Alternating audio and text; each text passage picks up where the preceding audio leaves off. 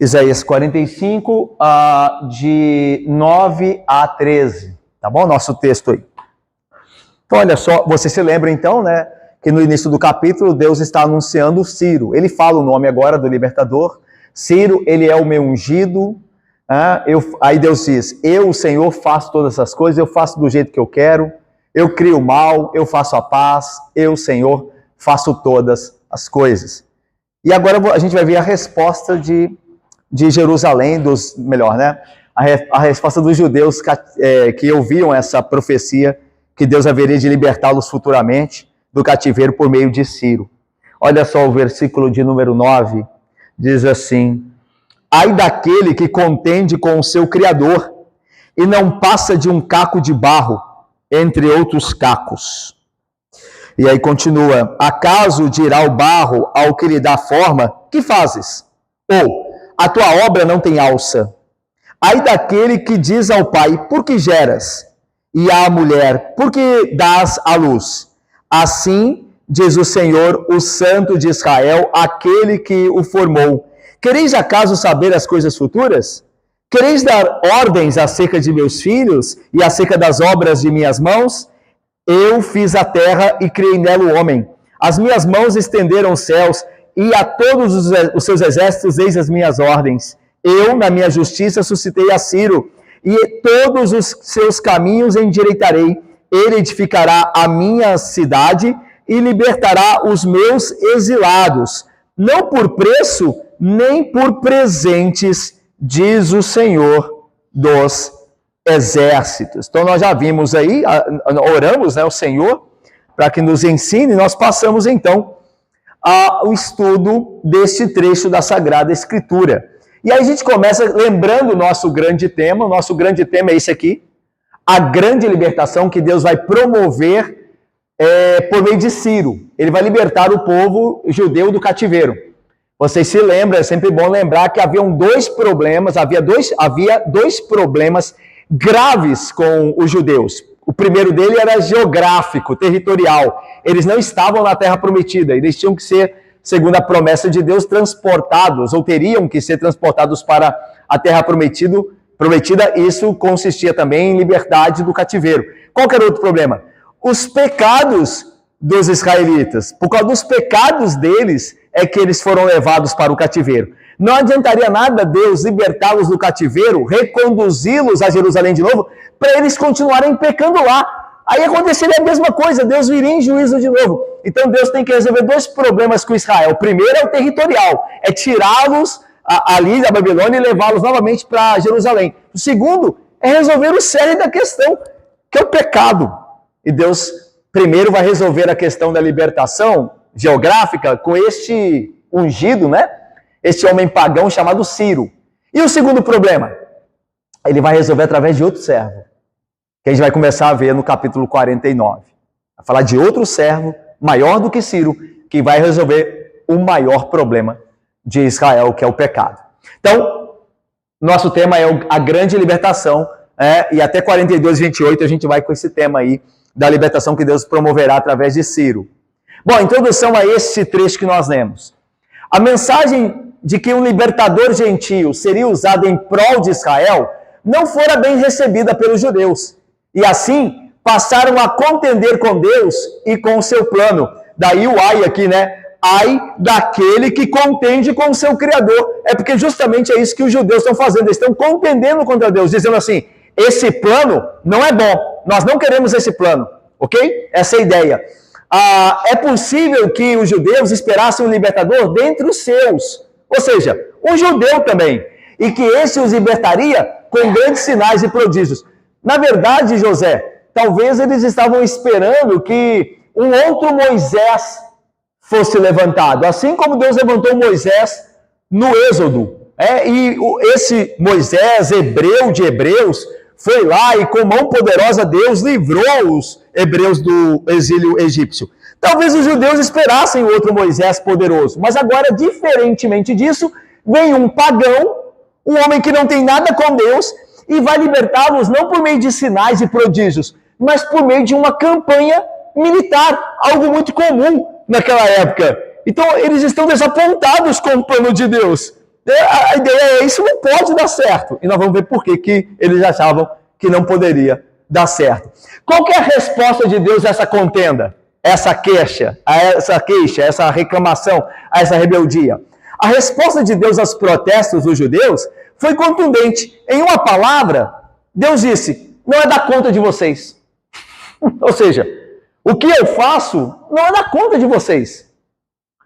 O oleiro não pode e o pai não deve ser questionado.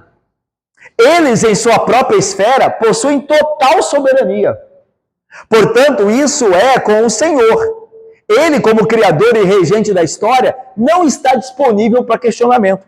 Então o povo começa a reclamar, mas por que o senhor está fazendo isso? Por que o senhor tem que fazer assim? Nós não aceitamos esse plano. Aí Deus diz, olha, isso não tem a ver com vocês. Isso não interessa para vocês. E vocês não podem discutir com o oleiro. Vocês são barro. Já viram barro discutir com o oleiro? Já viram o filho que nasce discutir com os progenitores por que ele foi trazido à vida? Tanto o oleiro quanto o pai têm autoridade, soberania total sobre o que ele vai criar. O oleiro da massa do barro, um vaso, e o pai gerando a criança. Eles decidem isso. Não é o barro, nem a criança que nascerá, que vai dar opinião. Daí Deus usa esses dois exemplos e diz, eu faço o que eu quero. E eu não estou disponível para questionamento. Numa época, né, que as pessoas são tão democráticas, né, que nada pode ser decidido assim, né? Esse Deus, ele faz toda a diferença, né? É um Deus que não para perguntar a ninguém o que está achando. É um Deus que faz o que ele quer. Então, nosso Deus, o Deus da Bíblia, é completamente diferente do espírito desse dia. Eu me lembro, eu acho que já contei isso aqui, que quando eu estava lá em Belo Horizonte, pastoreando a igreja, uma família italiana, de brasileiros, né, mas de origem italiana, começaram a frequentar a igreja lá onde eu pastoreava. E o chefe da casa era um italiano, ele veio de lá com a esposa brasileira, e aí os filhos nasceram aqui, no Brasil, né, lá em Belo Horizonte. Então, ele não ia na igreja, ele era não sei, eu não vou dizer que ele era um católico, né, mas ele se dizia religioso, mas ele achava que a igreja não era necessário frequentar uma igreja, congregar. E aí, então, eu me lembro que uma vez ele foi, assim, né, surpreendentemente, num domingo, eu estava pregando, e ele entrou aí na porta, a nossa igreja tinha mais ou menos, né, esse tamanho aqui, era da mesma disposição, o púlpito aí, a porta ali de entrada.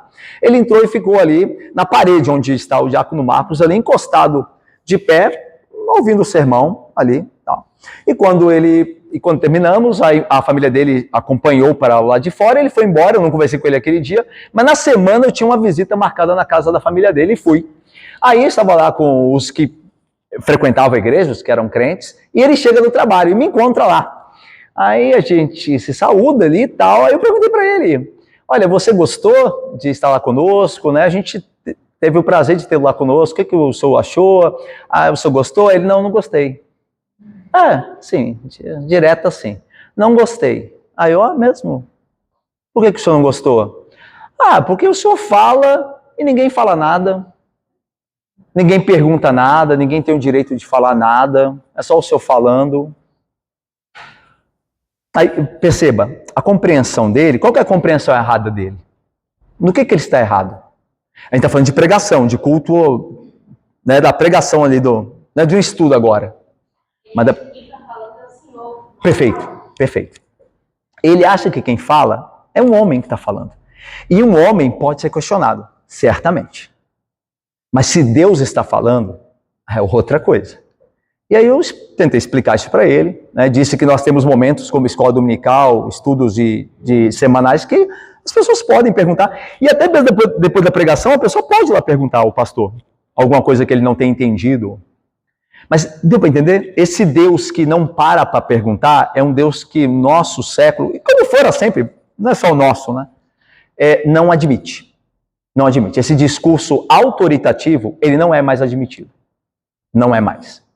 Mas é esse Deus que nós cremos. É esse Deus da Bíblia. Ok? Bom, vamos ver como isso vai desenvolver ali no texto de Isaías. O tema desse trecho de 9 a 13 é esse aqui, ó. as questões inaceitáveis. O que é uma questão inaceitável? A soberania do Senhor. É inaceitável questionar que Deus é soberano.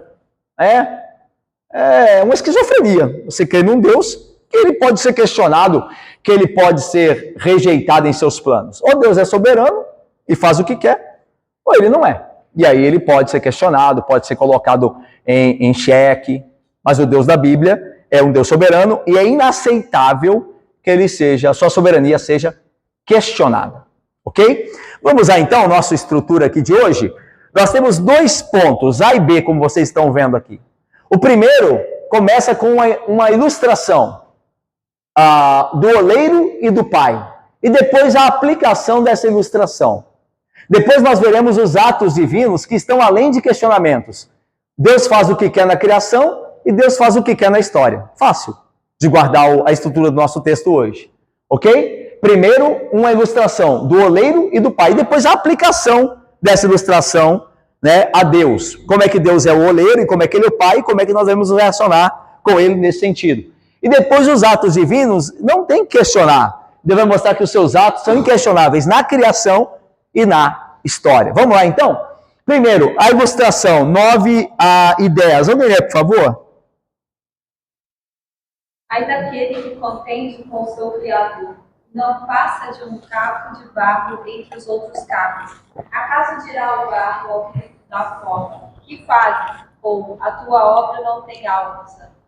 Ai daquele que diz ao pai, por que geras? E à mulher, por que dás à luz? Então, ai aqui é um lamento fúnebre. O ai, Jesus vai usar o ai, né? Lá no Evangelho de Mateus. Ai de vós, fariseus, hipócritas. O ai é um lamento fúnebre. É a sentença de maldição sobre alguém. É alguém que está perdido e você fala, ai dele. Ai de você, você está perdido. Essa é a ideia do ai aqui, tá? No texto hebraico. Então, Deus está lamentando quem contenda contra ele. Por quê? Porque é essa pessoa que vai acabar mal. Não é Deus. Deus não acaba mal. É quem contenda com ele que vai acabar. Daí ele está lamentando sobre essa pessoa. Ai de quem contende com o seu Criador. Quem é que vai perder? É quem contende. Paulo vai dizer isso de outra forma. Nós vamos resistir a Deus? Nós somos mais fortes do que Deus? Quer ir contra Deus? Você pode tentar. Mas quem vai prevalecer no fim é o Senhor. Então é muito mais sábio se submeter do que resistir. Deus vai dizer isso a Paulo, né? A dura cerviz será quebrada, né? Deus quebrou a cerviz de Paulo, né? Humilhou. Ele estava contra Deus, perseguindo a igreja, então Jesus encontra ele, ele cai prostrado ali, cego. Ou seja, Deus quebrou a dura cerviz. Então não adianta ir contra Deus. Então é só lamentar quem vai contra Deus. Então aqui é ai sobre aquele que contende contra o seu Criador. A ideia de contender aqui, irmãos, não é a ideia de resistência ao que alguém está fazendo, mas a ideia de resistência é o direito de fazer. Então, aqui o questionamento aqui não é um questionamento de Jó, porque esse questionamento é lícito. Eu e você já questionamos Deus licitamente. De que maneira? Senhor, por que isso está acontecendo? O que o Senhor quer com isso? Senhor, por que eu não estou entendendo o que o Senhor está fazendo? Por que isso tinha que acontecer? Esse questionamento é lícito. Jó o fez, e Jó era um pecador, mas pela graça de Deus, Deus o fez um homem íntegro e reto. Então, esse questionamento não é um problema. O questionamento aqui é uma resistência, uma rebeldia, é o direito que Deus tem de estabelecer as normas, estabelecer o plano. Eu não aceito, eu reivindico que não seja assim. É o conhecer a palavra, o que Deus ordena, e fazer o contrário. Lembre-se disso. Quando eu conheço a palavra de Deus e faço o contrário, é como se eu estivesse dizendo a Deus, eu não aceito o teu plano, eu não aceito as tuas normas. Então eu não preciso falar isso. A gente pensa que a rebelião é só falada, né? E é difícil a gente encontrar alguém assim, né? Que diga, eu não aceito o plano de Deus, eu vou me rebelar. Não, geralmente as pessoas não falam isso. Mas elas atuam, elas agem como quem está desprezando as normas, desprezando o plano. Então lembremos disso, é mais sutil do que a gente pode imaginar. Quando nós caminhamos contrário à palavra, nós estamos agindo contrária aos planos de Deus, conscientemente, porque nós conhecemos a palavra e estamos fazendo diferente, ok? Então isso pode nos incluir nesse grupo sobre o qual vem o lamento. Ai daqueles que resistem ao seu Criador. Então, ok? Não, aqui não é um... Deu para entender? Jorge, Aline, Lucinete e Elismar. Aqui não é um questionamento lícito, aquela da pergunta de que respeita a Deus, mas quer entender o porquê. Aqui é alguém que não aceita o que Deus está fazendo e acha que tem que ser diferente. Ok? Alguém que se levanta contra Deus. Tá bom? E aí veja, o versículo primeiro, no versículo 9, diz ainda: e não passa aquele que contende com seu Criador, e não passa de um caco de barro, entre outros cacos. Aqui a ideia é de limitação extrema. A ideia é, acaso, olha só o que Deus pergunta: acaso dirá o barro ao que lhe dá forma, que fazes? Ou a tua obra não tem alça? Essa frase, a tua obra não tem alça, no hebraico, a tradução é muito difícil. Os comentaristas, eles são quase unânimes aqui, pelo menos aqueles que nós consultamos, dizer que essa tradução é muito difícil aqui. A gente poderia traduzir aqui como: a sua mão não sabe o que faz, a sua mão não é boa, a sua obra não tem alça.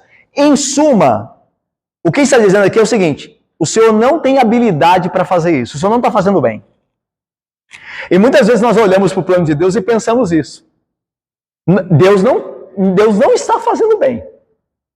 Isso não pode ser da mão de Deus, porque está contrário ao que eu imaginava, contrário ao que eu esperava. Então, Deus não pode estar nisso. E se ele está, ele errou a mão. Ok?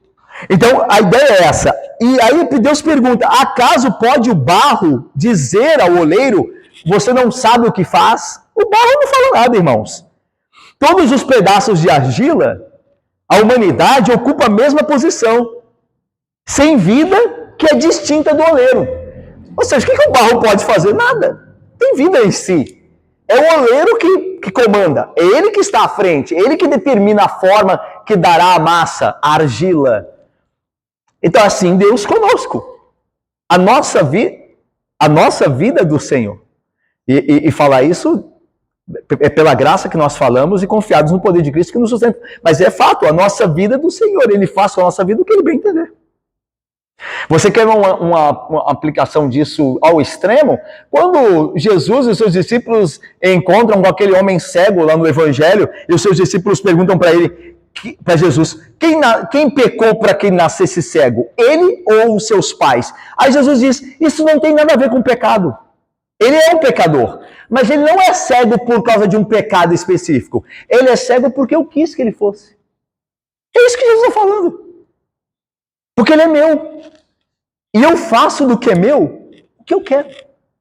Lembra? Ele é cego para que fosse agora, nesse dia, manifestada a glória de Deus por meio dele. E aí Jesus dá vista. Jesus que é Deus dá vista àquele homem. Mas ele passou a vida cego por quê? Porque Deus faz de nós o que quer. Essa é uma doutrina. Se nós não temos o Espírito, nós jamais nos submeteremos a isso. Até nós que somos crentes, quando nós falamos algo assim, a gente tem que falar com muito temor, porque lembra, a vontade de Deus pode não ser a sua. Isso tem muitas implicações. Então, mesmo nós que somos crentes, quando nós lidamos com essa doutrina, nós trememos, porque a gente não gosta, nossa natureza carnal, pecaminosa, a gente não gosta de ter alguém que vai governar a nossa vida sem nos levar em conta o que nós queremos. Mas é isso que Deus faz. Isso aqui é tremendo. Então, pode o barro ficar questionando ao oleiro? Então, essa é a primeira ilustração, o oleiro. Agora a segunda é o pai. Olha aí o versículo de número 10. Ai daquele que diz ao pai: por que geras? E à mulher: por que dás à luz? O pai aqui, os progenitores, porque a mulher é citada aqui também, eles não devem ser questionados. Né? É um questionamento impróprio, uma vez que a paternidade é assunto privado dos progenitores. Por que um marido e uma mulher se preparam para ter um filho? Isso é de assunto deles. questioná-los sobre isso é impróprio, é inadequado. Esse é o plano do casal, dos progenitores. E eles fazem o que eles quiserem com relação a isso. Ok? Aí Deus fala, olha, é justo questionar o pai sobre o que é gerado? Não, isso é de alçada dele. Ele faz o que ele quer. Ele tem poder para gerar. E ele vai gerar a hora que ele quiser. Deu para entender essa ideia? É uma ilustração aqui que Deus usa também. Então ele usa duas ilustrações falando da soberania dele, o controle total que ele tem sobre as coisas. A do oleiro e do pai. O barro não questiona o oleiro. E o que é gerado não questiona aquele que o gerou. Porque ele não tem capacidade de chegar lá. Ok? O oleiro e o pai têm soberania total sobre o assunto. Ou seja, tudo bem? Tranquilos? Então vamos lá. Como é que Deus aplica esses dois exemplos? Olha aí. A aplicação, versículo 11. Alguém lê, por favor. Assim diz o Senhor, o Santo de Israel, aquele que o formou. Quereis acaso saber as coisas futuras? Quereis dar ordem acerca dos meus filhos e acerca das minhas obras de minhas mãos? Então Isaías diz, né? Deus diz por meio de Isaías, né? Assim diz o Senhor, e o Senhor é o título. Vocês se lembram, né? Se perdeu a pronúncia, né? Javé, Yavé, o Senhor. O Senhor é o título com o qual Deus se apresenta e Deus se revela a Moisés no Egito. Lembra quando ele está lá, vai ser enviado ao Egito, melhor dizendo, né? Quando ali diante da sarça, Moisés pergunta quem eu direi a Faraó que me enviou. Eu sou é que o enviou. Então o Senhor é de fato o eu sou, é esse nome de Deus. O nome de Deus é eu sou. E aqui diz, assim diz o eu sou, o Senhor. E é interessante que o Senhor lá em Moisés, lá no Êxodo, é o pai de Israel. Então veja, lembra que no versículo 10, ele diz assim, eu sou o pai. Pode o que é gerado perguntar quem o gerou, por que está sendo gerado? Não. Então agora Deus aplica isso dizendo, eu sou o pai de Israel, usando esse título, Senhor. Olha só o que diz Moisés a Faraó. Dirás a Faraó, Deus diz a Moisés, dirás a Faraó, assim diz o Senhor, Israel é meu filho, meu primogênito. Tá vendo? Então Deus falou no versículo 10 que o filho não questiona o pai. E agora ele está aplicando, vocês são meu filho. Lembrando com o título que Deus disse lá a Faraó, Israel é o meu filho, eu faço com o meu filho o que eu quero. Ok? Então essa é a ideia aqui. Deus está lembrando ao povo dele judeu, para quem Isaías fala, que eles são filhos de Deus. E que Deus sabe o que é melhor para eles. E que eles devem confiar e não questionar. Ok? E aí continua. O santo de Israel, a ideia de que... Lembra do santo? O que significa... Vamos lá, o que significa a palavra santo? Separado, distinto, único. Tá? A ideia é essa. Alguém que está separado dos pecadores, que não é comum. Que não é ordinário. É alguém separado, santo. A ideia é de que os caminhos de Deus não são nossos. Os caminhos de Deus são outros. A Bíblia fala disso. Porque os meus caminhos não são os vossos caminhos. Então ele é o santo. Então veja, ele é o Senhor, que é o pai de Israel. Ele é o santo, e os caminhos dele são outros, são distintos. E diz mais, aquele que o formou. Então ele está falando que eu sou o oleiro. Se ele, com o título Senhor, lembrou da sua paternidade para com Israel, agora quando ele fala, eu que formei vocês, foi quem o formou, Israel, ele está lembrando que ele é o oleiro. O oleiro forma. Então Deus é tudo isso para o povo dele.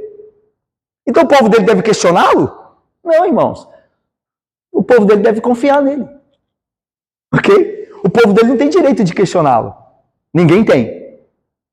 E aí, olha o que Deus pergunta ironicamente ao povo dele por meio de Isaías. Vocês querem, por acaso, saber as coisas futuras? Quereis dar ordens acerca de meus filhos e acerca das obras de minhas mãos? Essas perguntas aqui são irônicas. Né? O hebraico aqui é carregado de ironia, porque a ideia aqui é a seguinte, Deus fala assim, tá bom, então vamos lá. Vocês têm um plano melhor? Então diga o plano melhor de vocês. Qual que é o plano melhor de vocês? E veja, irmãos, Deus fala a verdade conosco. A Bíblia é poderosa também por isso, né? Ela não nos engana quanto à nossa pequenez, para a gente não se achar demais, né? A gente não gera nem a vida da gente direito. Nem a vida da gente a gente gere direito. Aí quando o que Deus faz no mundo... e Deus fala, tá bom, então vamos lá, vocês querem falar o que a gente deve fazer? Então falem aí, qual a ideia de vocês? Vocês acham que a ideia de vocês é melhor do que a minha? Diz o Senhor. Não é. Então nós devemos nos silenciar e nos submeter, sabendo que Deus sabe o que Ele faz. E agora veja esse ponto agora que a gente começa, os atos divinos que estão além de questionamentos. Primeiro, na criação. Olha aí, versículo de número 12. Ele vai dizer assim: eu fiz a terra e criei nela o homem. As minhas mãos estenderam os céus, e todos os seus exércitos dei as minhas ordens. Então veja, o eu aqui é enfático, né? Eu mesmo. Olha o que eu fiz. Contrapõe com o versículo anterior. Vocês querem dar alguma sugestão? Vejam o que eu criei. Vejam os céus, as estrelas. Vejam a minha glória, como tudo é perfeito, como tudo funciona, como tudo é ordenado. Vocês acham mesmo que eu não vou conduzir a história de maneira sábia e reta? Eu que criei todas as coisas, que estabeleci o universo, que inclinei a lua de tal maneira que a terra não é engolida pelo mar. Se a lua tivesse inclinada um pouquinho mais de onde ela está, o mar tomaria toda a terra conhecida no planeta. Mas Deus colocou certinho. Vocês acham mesmo que eu preciso de alguém para me conduzir? Alguém para ensinar o que eu devo fazer? Deus está falando. E fala para nós também, irmãos. Muitas vezes nós ficamos ansiosos com a nossa vida e Deus quer que nós descansemos. Jesus vai dizer isso no Sermão do Monte. Observai as aves dos céus. Elas não plantam nem colhem. Contudo, vosso Pai Celeste as sustenta. Vocês não valem muito mais do que as aves do céu? Deus cuida delas de uma maneira fenomenal. Não vai cuidar de vocês, são seus filhos. Observai os ídolos dos campos, que hoje estão aqui, amanhã perecem. Olha a glória deles. Olha como Deus teceu o vestido das flores. Deus não vai cuidar de vocês, que são seus filhos. Então descansem, confiem no plano dele. Ele tem um plano, certo? Por mais que pareça não ter, nós vamos ver isso, né? Por mais que Deus pareça não ter um plano, porque lembra, do início, quem está vindo salvar Israel é um gentio. Como é que isso pode dar certo? Eu fico imaginando se nós fôssemos os judeus ali com Isaías falando, ouvindo Isaías falar, e a gente estaria ali também, se Deus não guardasse, reclamando também. Assim, o profeta está dizendo que quem vai salvar a gente de um futuro cativeiro é outro imperador ou governante gentio, igual àqueles que já nos oprimem? Ah, maravilha, que plano! Todos os governadores gentios com quem nós tivemos contatos nos oprimiram.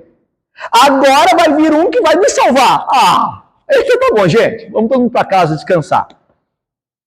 Eles não aceitaram isso, como eu e você também, se ouvíssemos lá na época, também talvez, se Deus não tivesse graça, certamente não aceitaríamos. Como é que isso pode dar certo? Deu errado toda vez. Deu errado, né? Ou seja, toda vez que nós tivemos contato com um gentio, ele nos oprimiu. E agora não, agora ele veio nos salvar, até parece. Então é a mesma coisa. Quando Deus fala conosco, olha, não faça isso. Mas se eu não fizer isso, não vai dar certo. Deus está falando, não faça isso que dará, confie. Mas parece que não vai dar, mas confie, dará. É o mesmo desafio que Israel tinha lá com o profeta Isaías, é o nosso. É de deixar de conduzir a nossa vida segundo as nossas normas e passar a confiar nas normas de Deus, que dão certo. Essa é a questão. Então Deus fala, eu tenho autoridade. Os meus atos não podem ser questionados na criação, porque eu fiz tudo de maneira muito perfeita. Eu fiz a terra e criei nela o homem. As minhas mãos estenderam os céus. Lembra da crítica nos versículos anteriores? As tuas mãos não são boas? As tuas obras não têm alça? Então, não, as minhas mãos são perfeitas. Olha o que eu fiz. Olha para o céu. Veja a glória da minha obra. As minhas mãos sabem o que fazem. E aí veja, e a todos os exércitos dei as minhas ordens, que é uma resposta ao versículo 11, quando Deus ironicamente diz, vocês querem dar ordem para mim? Eu é que dou ordem. Eu dou ordem às estrelas. Eu as faço sair quando eu chamo o nome delas. Eu é que dou ordem. Eu é que ordeno as coisas. Então nós devemos ver e perceber quem Deus é na criação, a sua soberania, e agora também na história. Nosso segundo ponto aqui. Ponto B. Olha aí. Então Deus não é só soberano e inquestionável na criação. na história também. Então veja, irmãos, Deus, às vezes nós olhamos para a criação, aí a gente olha e fala, Deus é maravilhoso, como Deus é poderoso, como Deus fez o universo, né? A gente vai lá num canal no YouTube, ver lá a ciência, a luz da revelação de Deus, a gente fica maravilhado. Aí no que concerne a nossa vida, a gente acha que Deus perdeu a mão, que Ele não sabe o que está fazendo. Veja, nós não podemos entender assim. Se Deus fez bem a criação, Ele vai cuidar da nossa vida também. Ele é Senhor tanto lá quanto aqui. E essa é a ideia ali. Ele é soberano na criação e na história. Ele tem poder para dirigir bem ambas as coisas. E é o que ele vai falar no versículo 13. Olha o eu enfático de novo aí, ó. Enfático. Eu, de novo, igual o 12. O 12 é o quê? Eu fiz. E agora no 13, eu. Ou seja, eu mesmo. Sou eu que faço, pode confiar, eu faço todas as coisas. Eu na minha justiça, ou seja, faço bem feito, faço em retidão. Levantei a Ciro, ou suscitei a Ciro, e todos os seus caminhos endireitarei. Ele edificará a minha cidade e libertará os meus exilados, não por preço nem por presentes, diz o Senhor dos exércitos. Então, eu mesmo, diz o Senhor, na minha justiça, ou seja, na minha retidão, o que ele faz é reto, é justo, levantei a Ciro. Aqui a ideia de despertar do sono, o verbo aqui é como se você chamasse alguém do sono. Então, a ideia é que não é que Deus pegou Ciro no meio do caminho. Eu vou dar um exemplo. A ideia aqui do texto não é que Ciro vivia lá e Deus não sabia nem da existência de Ciro. Aí Deus teve uma ideia brilhante e falou assim, vou pegar esse homem aqui, que está começando a despontar no cenário mundial, e vou usá-lo para livrar o meu povo. Essa não é a ideia aqui. A ideia é que Deus levantou Ciro desde o início. Deus o criou para isso. Lembra de Faraó? Como Deus vai falar com Faraó? Eu te formei. Foi para isso mesmo que eu te levantei. Eu te formei para a minha glória. Para Faraó. Eu te formei para a minha glória. É a mesma coisa de Ciro. Então Deus, não é assim, Deus está sem controle nenhum das coisas, aí ele vê um negócio ali, ele consegue consertar uma coisinha ali, vai ver se tenta consertar outra coisinha. Não. Toda a história da humanidade, desde o princípio, está seguindo o plano de Deus. E todo agente da história, todo indivíduo, fará exatamente aquilo para o qual Deus o estabeleceu. Essa é a ideia. Eu despertei Ciro do sono. Eu não peguei ele na metade do caminho. Fui eu que acordei ele. Ele despontou porque eu fiz isso. Então veja, daí é maravilha, né, que a gente já tem visto, né, nessa questão de governos que saem e entram na história também do nosso país. Deus falando, fui eu que coloquei ele lá.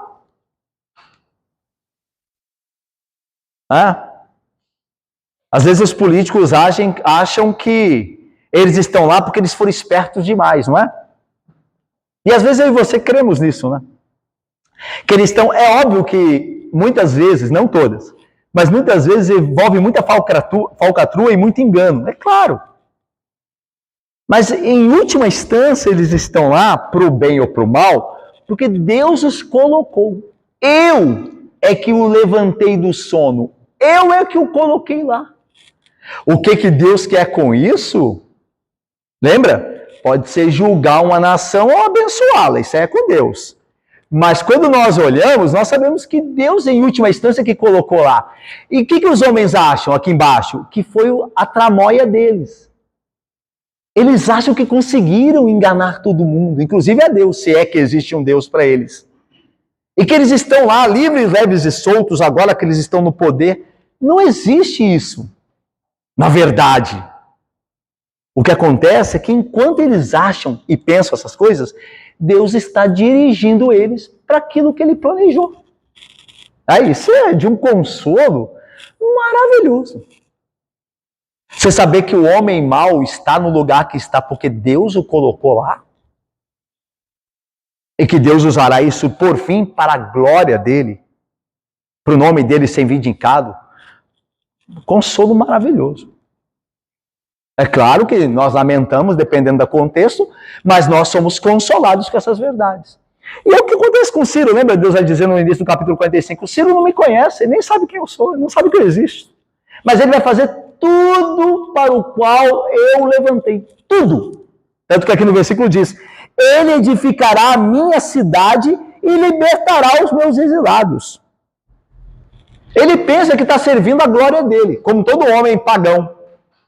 Os reis antigos, reis antigos, a gente fala assim, né? Como os de hoje também.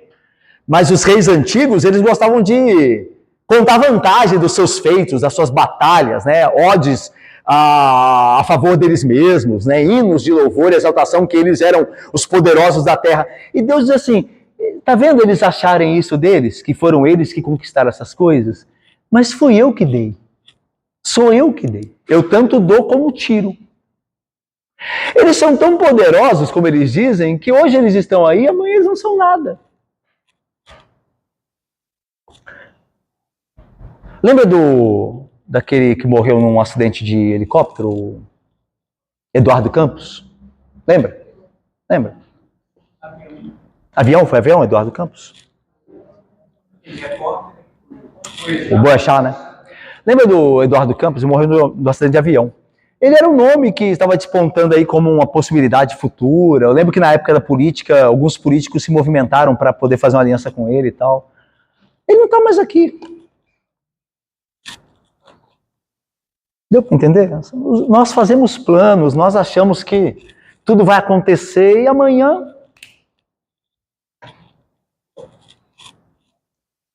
Vejam os poderosos da terra, né? Eles hoje estão aí, amanhã são como a palha que o vento dispersa. Já tem outro no lugar deles. Então, Deus está falando. Eu controlo, eu é que faço o homem prosperar. Eu que coloco o reis e eu que tiro. E eu tenho um plano nisso. E você tem que confiar que eu tenho um plano nisso. Porque eu sei o que eu faço. Deus sabe o que ele faz. Eu fico pensando em Moisés, aqui caminhando para o final, fico pensando em Moisés chegando lá no Egito, e falando o que Deus mandou ele falar, né? Para o faraó. Assim diz o Senhor, deixe o meu povo ir para que me adore. Aí faraó diz, olha, vamos fazer o seguinte, não vou deixar ir e vou aumentar a carga de trabalho. Tá bom para vocês? Aí Moisés sai, lá da presença, ele e Arão sai da presença de faraó e o povo hebreu fica sabendo que vai trabalhar mais. Que belo plano, hein? Não, imagina lá. Que belo plano, hein? Que maravilha. Deus está fazendo tudo certinho, né? O plano era libertar a gente. Agora a gente vai ter que caçar para fazer tijolo. Muito bom. Não é assim? E não é assim que nós fazemos às vezes? Como é que Deus pode estar nisso? Como é que Ele pode estar dirigindo isso? Mas Ele está. E no final, segundo a vontade dEle, graça e misericórdia, nós entenderemos e louvaremos Ele. O Senhor sabe o que faz, sabe os seus caminhos. Tem os seus caminhos até mesmo na tormenta. Então, a ideia é essa aqui. Ele edificará a minha cidade e libertará os meus exilados. E não pense que eu devo nada a Ele não, diz Deus, sob Ciro. Porque Ele fará isso por preço nenhum. E nem por presentes. Mas porque eu quero. Então, Deus não entra em barganha, né? Não é? Deus não faz assim, ó, você me dá isso, eu te dou aquilo. Deus faz o que Ele quer. Lembra lá? Ele é o oleiro que o caco de barro não pode questionar. Ele é o pai que o filho que é gerado não tem condição sequer de perguntar para ele, por que você está me gerando? Esse é Deus. E esse Deus precisa ser, primeiro, crido nas nossas próprias vidas, e temido e respeitado e amado, e pregado. Tem que ser pregado. Esse é um desafio para nosso contexto, nossa sociedade, como muitos, né, determinam a pós-moderna.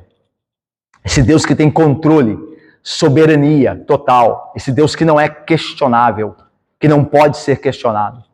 Esse Deus nós precisamos anunciar. Esse Deus mesmo. Vamos terminar? Conclusão, o que nós aprendemos aqui?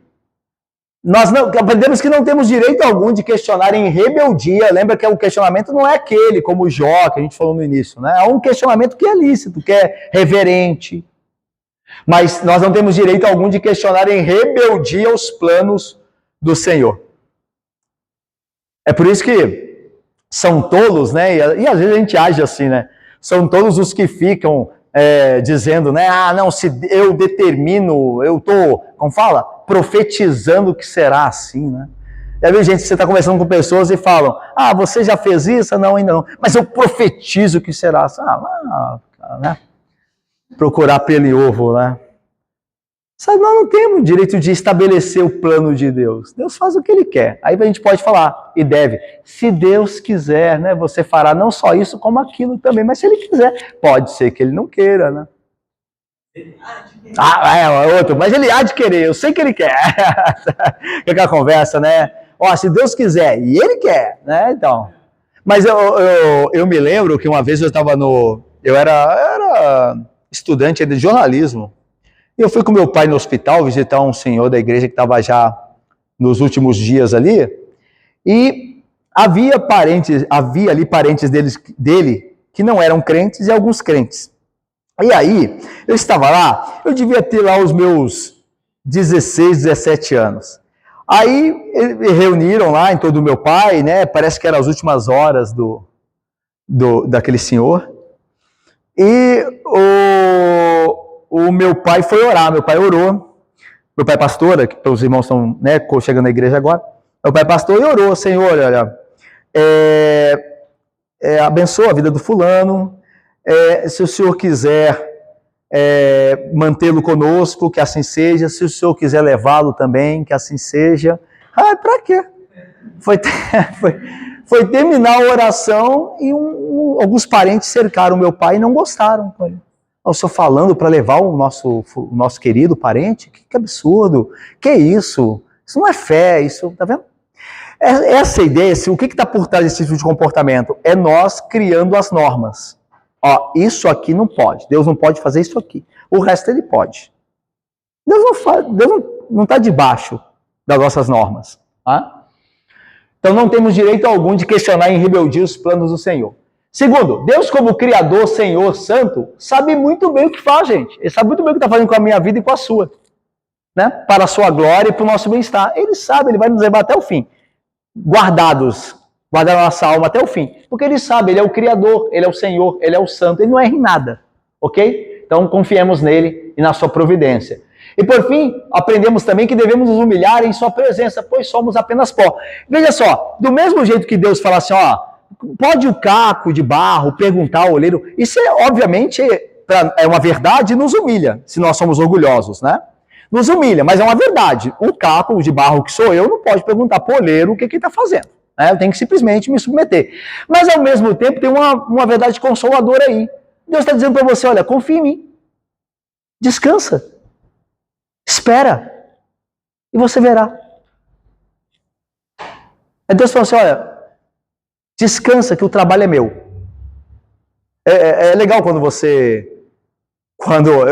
eu não sou um bom mecânico, né? Eu não mexo muito com as coisas. Às vezes, daí ele sabe, eu me meto em fazer algumas coisas em casa, mas eu não tenho muito dom para isso. Mas quando alguém que é um irmão na fé, alguém que eu conheço, fala, eu sei fazer isso, eu vou lá, eu vou ajudar o senhor. Eu me sinto super confortável, muito seguro, porque alguém vai fazer. E a pessoa diz para mim, descansa aí, que eu sei o que eu estou fazendo. E eu sinto segurança em pessoas que falam assim comigo, pessoas que entendem.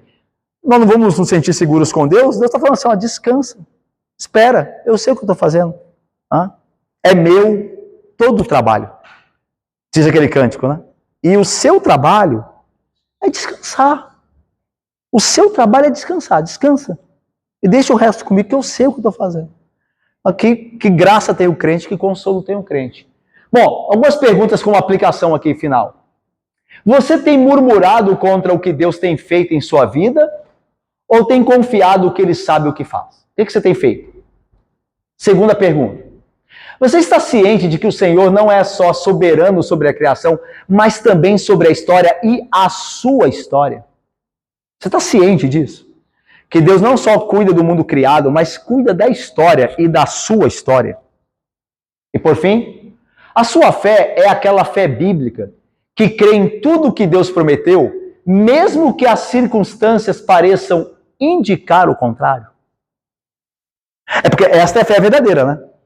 A fé verdadeira mesmo é aquela que quando tudo parece caminhando para o outro lado, você continua firme no que Deus falou.